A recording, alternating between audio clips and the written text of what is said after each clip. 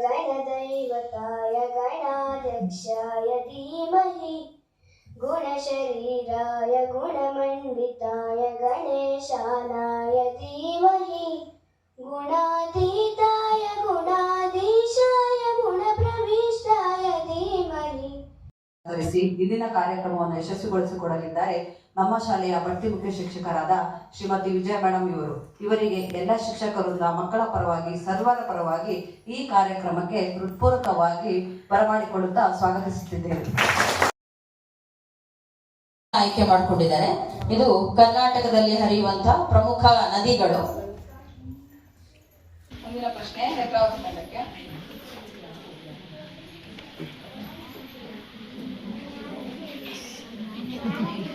ಜ್ಞಾನ ಪೀಠ ಆರಂಭ ಆಗುತ್ತೆ. ಇದರಲ್ಲಿ ಏನಿದೆ ಪ್ರಶ್ನೆ ನೋಡೋಣ. ನಮಗೂ ಗೊತ್ತಿಲ್ಲ ಏನ್ ಬರುತ್ತೆ ನೋಡೋಣ. ಗುಂಪಿಗೆ ಸೇರದ ಪದವನ್ನ ಹೇಳಬೇಕು. 10 ನಿಮಿಷ ಕಾಲಾವಕಾಶ ಇದೆ. ನೇಸರ, ರವಿ, ಭಾಸ್ಕರ, ಇಳೆ. ನಿಮಿಷ ಆದ ಕೂಡಲೇ ಹೇಳಿ. ಇಳೆ ಸರಿಯಾ? ಏನು ಇಳೆ ಅಂದ್ರೆ? ಭೂಮಿ. ಉಳಿದಿದ್ದೆಲ್ಲ ನೇಸರ, ರವಿ, ಭಾಸ್ಕರ, ಸೂರ್ಯ.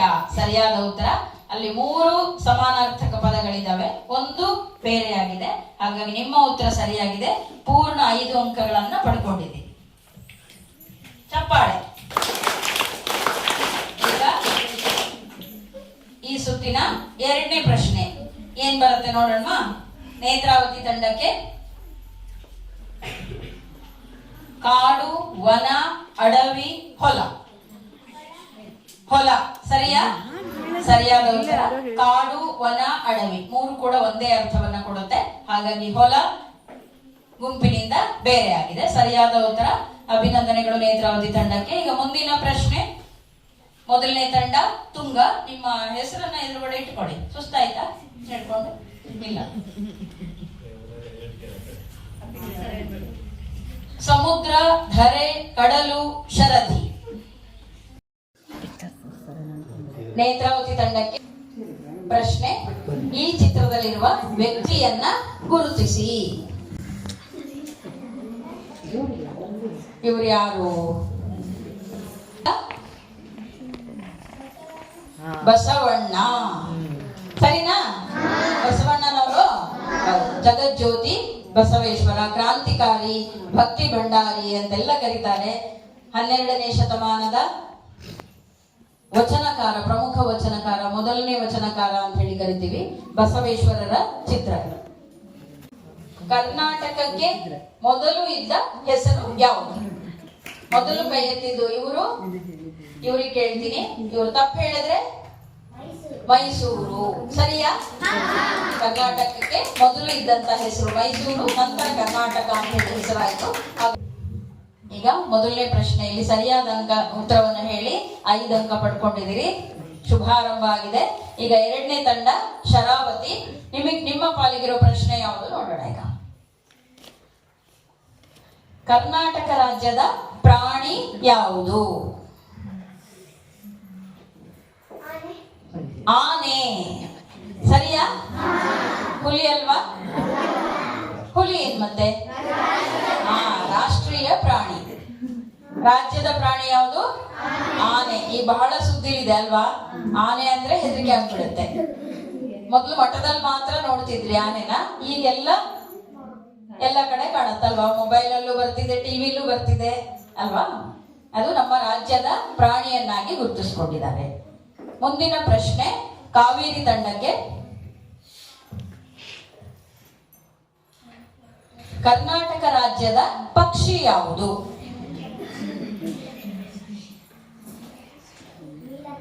ನೀಲಕಂಠ. ಸರಿನಾ? ನೋಡಿದ್ದೀರಾ ನೀಲಕಂಠ ಪಕ್ಷಿ? ಇಲ್ಲ. ಕರ್ನಾಟಕ ರಾಜ್ಯದ ಜೀವನದಿ ಯಾವುದು?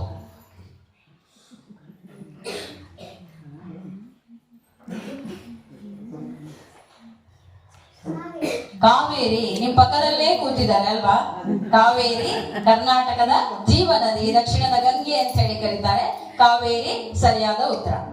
ನೀವು ಕೂಡ 5 ಅಂಕಗಳನ್ನ ಗಳಿಸಿಕೊಂಡಿದ್ದೀರಿ. ಈಗ ಈ ಸುತ್ತಿನ ಕೊನೆಯ ಪ್ರಶ್ನೆ. ಯಾವ ತಂಡ?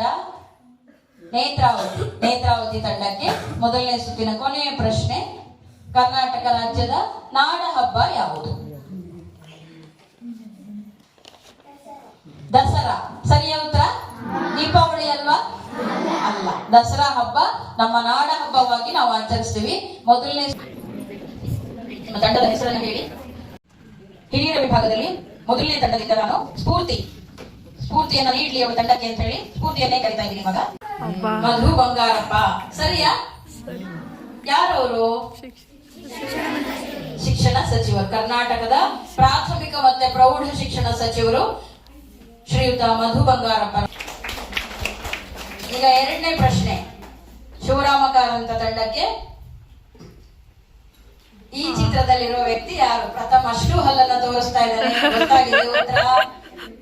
ಹೇಳ್ಬೋದಾ? KL ರಾಹುಲ್. ಈಗ ಮೂರನೇ ಪ್ರಶ್ನೆ. ಬೇಂದ್ರೆ ತಂಡಕ್ಕೆ ಇವ್ರು ಯಾರು? ತಂಡಕ್ಕೆ ಇವ್ರು ಯಾರು? ಆಡಿಯನ್ಸ್. ಇನ್ನು ಟಿವಿ ನೋಡಿ ನೋಡಿ ನೋಡಿ ಹಳೆ ವಿದ್ಯಾರ್ಥಿಗಳು, ಹಿಂದಿನ ಸಾಲಿನ ಹುಡುಗರು. ನಮ್ಗೆ ಏನೂ ಉತ್ತರ ಗೊತ್ತಿಲ್ಲ ಅಂತೀರಾ? ಹೇಳಿ. ಹಾ, ಆರಾಧನಾ. Very good. ನಾನು ಕನ್ನಡ ಪದ ಯೋಚನೆ ಮಾಡ್ತಿದ್ದೆ, ಬರಲೇ ಇಲ್ಲ. ಅಭಿನಂದನೆಗಳು. ಜೋರಾದ ಚಪ್ಪಾಳೆ ನೋಡಿ. ಮೂರನೇ ತರಗತಿ ವಿದ್ಯಾರ್ಥಿ. ನುಡಿಗಟ್ಟಿನ ಅರ್ಥ ಏನು? ಆಪ್ಷನ್ಸ್ ಇದೆ. ಹೊಟ್ಟೆ ನೋವು, ದುಃಖ, ಉದರ ಬೇನೆ. ಅಸೂಯೆ. ನೋಡೋಣ ಸರಿಯಾದ ಉತ್ತರನ. ಸರಿಯಾದ ಉತ್ತರ ಅಸೂಯೆ. ಶಿವರಾಮ ಕಾರಂತ ತಂಡಕ್ಕೆ 5 ಅಂಕ. ಮುಂದಿನ ಪ್ರಶ್ನೆ. ಬೇಂದ್ರೆ ತಂಡಕ್ಕೆ ಸ್ವರಾಕ್ಷರಗಳ ಸಹಾಯದಿಂದ ಉಚ್ಚರಿಸಲ್ಪಡುವ ಅಕ್ಷರಗಳಿಗೆ ಏನೆಂದು ಕರೆಯುತ್ತಾರೆ? ಸ್ವರಗಳು, ವ್ಯಂಜನಗಳು, ಅನುನಾಸಿಕಗಳು, ಯೋಗವಾಹ. ಸರಿಯಾದ ಉತ್ತರ ವ್ಯಂಜನಗಳು.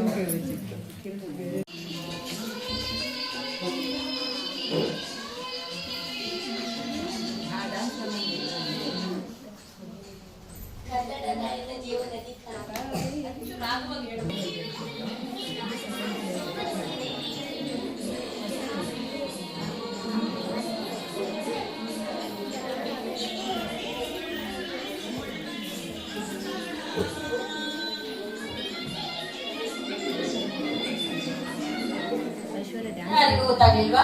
ಪೂರ್ವನಿಗೆ ಗೊತ್ತಾಗಿದೆ. ಶಿವರಾಮ ಕಾರಂತ ತಂಡಕ್ಕೆ ಗೊತ್ತಾಗ್ಲಿಲ್ಲ. ಹೇಳ್ಬೋದಾ? ಪೂರ್ವನಿಗೆ ಒಂದು ಚಪ್ಪಾಳೆ. ಹೇಳಿ. ಅಡವಿ ದೇವಿಯ ಕಾಡು ಜನಗಳ ಈ ಹಾಡು ನಾಡಿನ ಜೀವ ತುಂಬಿದೆ. ಅದ್ರ ಬರುತ್ತೆ ಕನ್ನಡ ನಾಡೇ ಬಲು ಚಂದ. ಅದೇ ಹಾಡಿದು. ಈ ಪುಣ್ಯ ಭೂಮಿ ನಮ್ಮ ದೇವಾಲಯ,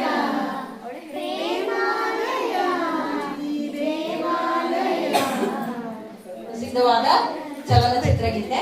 ಗೊತ್ತಾಗ್ಲಿಲ್ಲ. ಈಗ 4ನೇ ತಂಡ ಕುವೆಂಪು ತಂಡಕ್ಕೆ ನೋಡೋಣ.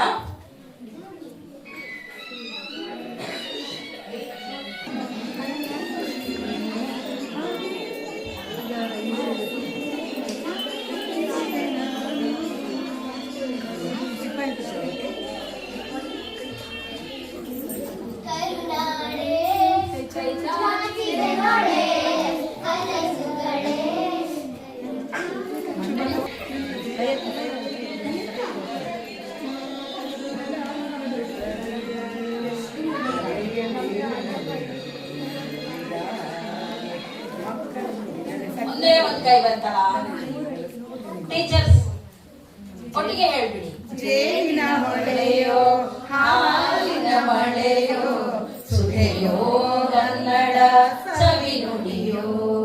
ಯಾರದ್ದು ಧ್ವನಿ? ಯಾರದ್ದು ವಾಯ್ಸ್? ಯಾರದ್ದು? ಕನ್ನಡ ರಾಜ್ಯೋತ್ಸವದ ಶುಭಾಶಯಗಳು. ಇವತ್ತಿನ ಈ ಕಾರ್ಯಕ್ರಮಗಳಲ್ಲಿ ತುಂಬ ಸಂತೋಷ ಆಯಿತು. ನನಗೆ ನನ್ನ ಶಾಲಾ ದಿನಗಳು ನೆನಪಿಗೆ ಬಂತು. ಆ ಟೈಮಲ್ಲಿ ಕೂಡ ನಾವು ಇದೇ ಥರ ಗ್ರೂಪ್ ಮಾಡಿಕೊಂಡು ನಮಗೂ ಟೀಚರ್ಸ್ ನಡೆಸ್ತಾ ಇದ್ವಿ ಈ ಥರ ಪ್ರೋಗ್ರಾಮು. ಸೊ ಅದೇ ಥರ ನನಗೆ ಆ ದಿನಗಳಿಗೆ ನಾನು ಹೋದಂಗೆ ನನಗೆ ಭಾಸ ಆಯಿತು, ತುಂಬ ಸಂತೋಷ ಆಯಿತು. ಮಾತ್ರ ಅಲ್ಲ ಅಂತೇಳಿ ಈಗ ಅವ್ರು ಕೇಳಿರುವಂತಹ ಕ್ವಶನ್ಸ್ ಇರ್ಬೋದು, ಅದು ಪಠ್ಯಕ್ಕೂ ಸಂಬಂಧಪಟ್ಟಿರುವಂತಹದ್ದಿದೆ, ಸಾಮಾನ್ಯ ಜ್ಞಾನಕ್ಕೂ ಕೂಡ ಸಂಬಂಧಪಟ್ಟಿರುವಂತಹದ್ದಿದೆ. ನಮ್ಮ ಜ್ಞಾನವನ್ನು ಹೆಚ್ಚಿಸಿಕೊಳ್ಳಿಕ್ಕೆ ಇವೆಲ್ಲವೂ ಕೂಡ ಅತಿ ಅಗತ್ಯವಾಗಿರುತ್ತೆ. 1 ತಿಂಗಳು ರಜಾ